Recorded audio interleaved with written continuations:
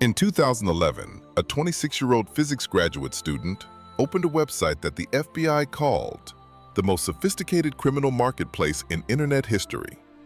You couldn't find it on Google. You couldn't access it on a normal browser. You couldn't pay with a credit card. But if you knew where to look, you could buy heroin, cocaine, methamphetamine, delivered to your front door in 2 to 3 business days. The site was called Silk Road. The man behind it called himself Dread Pirate Roberts. For 2 years, he ran a billion-dollar empire that law enforcement couldn't find, couldn't stop, and couldn't understand.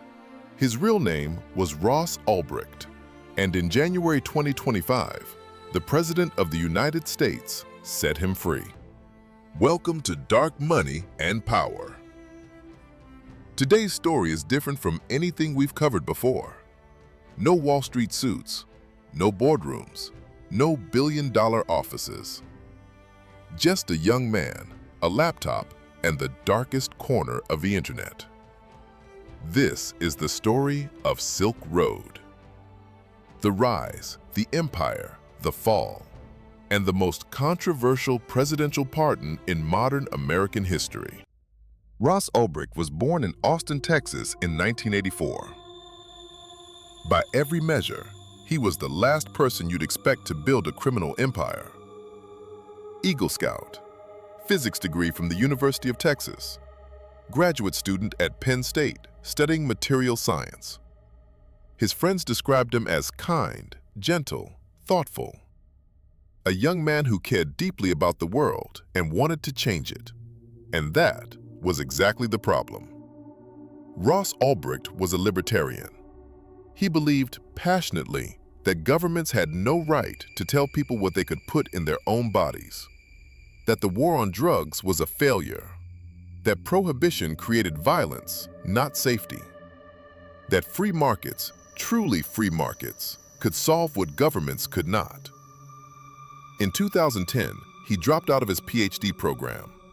He had an idea, an online marketplace completely anonymous, where people could buy and sell anything without government interference.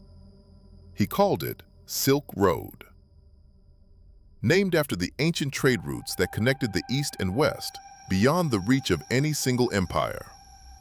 His LinkedIn profile, which investigators would later find, described his goal as creating an economic simulation to give people a first-hand experience of what it would be like to live in a world without the use of force. He genuinely believed he was building something noble. He had no idea what it would become. Silk Road launched in February 2011. To access it, you needed Tor. Tor was a special browser that routed your internet connection through dozens of encrypted servers around the world, making it almost impossible to trace. To pay, you used Bitcoin. The same Bitcoin that Satoshi Nakamoto had created just 2 years earlier. Untraceable, anonymous, perfect. Word spread fast.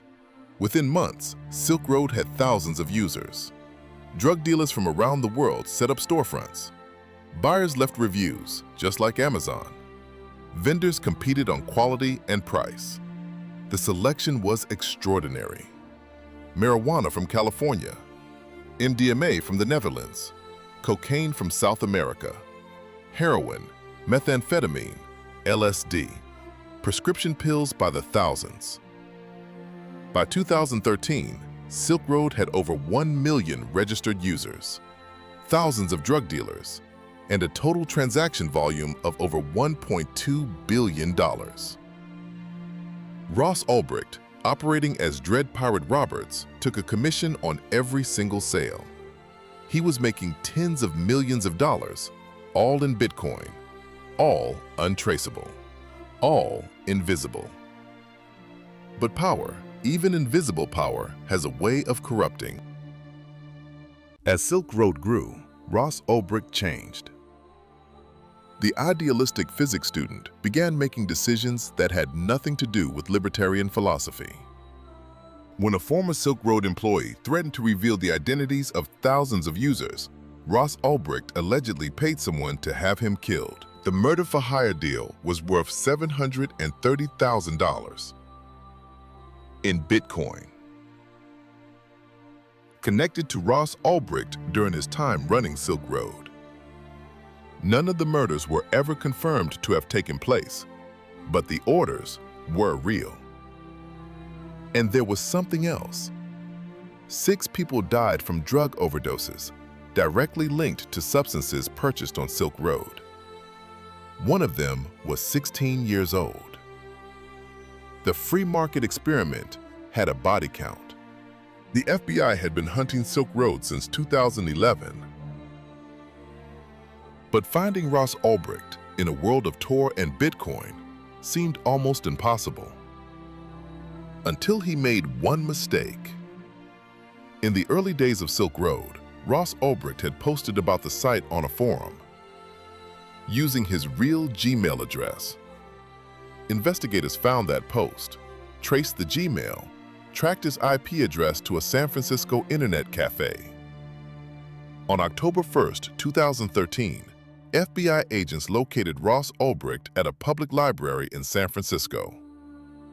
The arrest was theatrical. 2 agents staged a fake argument in front of him to distract him. While he turned to watch, a 3rd agent grabbed his open laptop. It was logged in to Silk Road. As the administrator, Ross Ulbricht was 29 years old. The dark web's most powerful man had been caught in a public library reading a book. In February 2015, Ross Ulbricht was convicted on all 7 counts. Drug trafficking, money laundering, computer hacking, running a continuing criminal enterprise.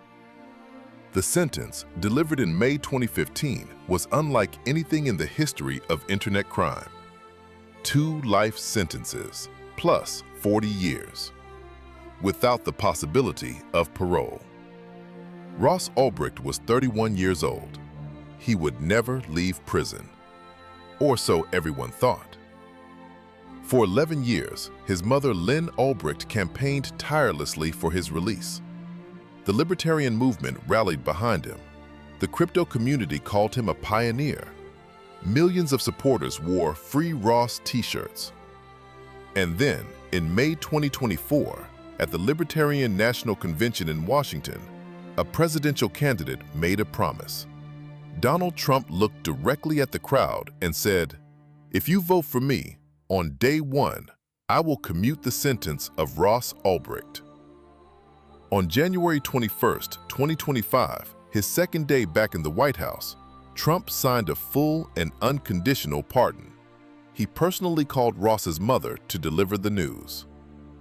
After 11 years in federal prison, Ross Ulbricht walked free. The man convicted of running the world's largest drug marketplace had been pardoned by the President of the United States. America is a strange country. Ross Ulbricht built Silk Road because he believed the war on drugs was wrong. He may have been right about that. But 6 people died from drugs bought on his platform. One of them was 16 years old. He commissioned murder-for-hire deals to protect his empire. The idealist became exactly what he claimed to oppose.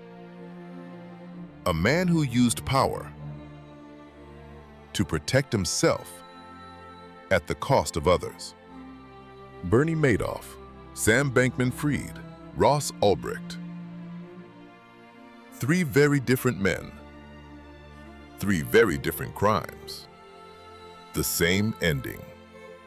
Power without accountability always ends the same way. This is Dark Money and Power, the truth they don't want you to know.